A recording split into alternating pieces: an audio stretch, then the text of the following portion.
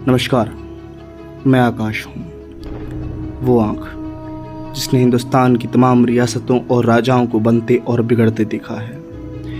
मैंने देखा है इस भारत भूमि को जंजीरों में जकड़े हुए, तो मैंने देखा है हिंदुस्तान को एक समृद्धशाली राष्ट्र के तौर पर। जी हाँ, आज मैं बात करने जा रहा हूँ मराठा साम्राज्य के अधिपति छत्रपति शिवाजी महाराज के बारे में। उत्तर भारत में बादशाह बनने की होड़ खत्म होने के बाद औरंगजेब का ध्यान दक्षिण की तरफ गया।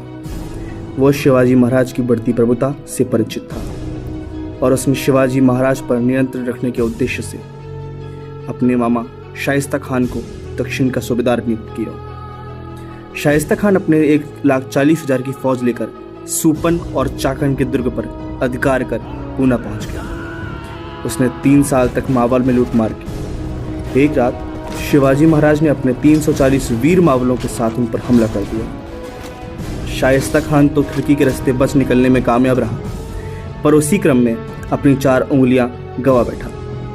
शाइस्ता खान के पुत्र अबुल फतह तथा 40 रक्षकों और अनगिनत सैनिकों को कत्ल कर दिया गया। इस खात्मे के बाद औरंगजेब ने शाइस्ता को दक्कन के बदले बंगाल का सूबेदार बना दिया और शहजादा मुअज्जम शाइस्ता की जगह लेने भेजा गया।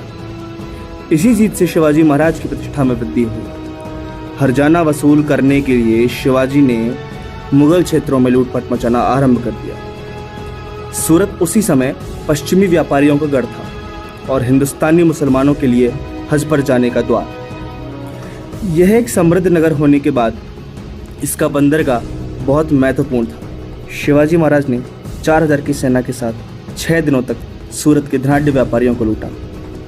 इस घटना के जिक्र के बाद कई लेखों में इसका जिक्र किया गया है। सूरत में शिवाजी की लूट से खिन्न होकर औरंगजेब ने इनायत खान के स्थान पर गयासुद्दीन खां को सूरत का फौजदार नियुक्त किया और शहजादा मुअज्जम तथा उप सेनापति राजा जसवंत सिंह की जगह दिलेर खां को और राजा जयसिंह की नियुक्ति की गई। राजा जयसिंह जो जयपुर के राजा थे, उन्होंने बीजापुर के सुल्तान, यूरोपीय शक्तियां तथा छोटे सामंतों का सहयोग लेकर शिवाजी महाराज पर आक्रमण कर दिया। इस युद्ध में शिवाजी महाराज को हानि होने लगी।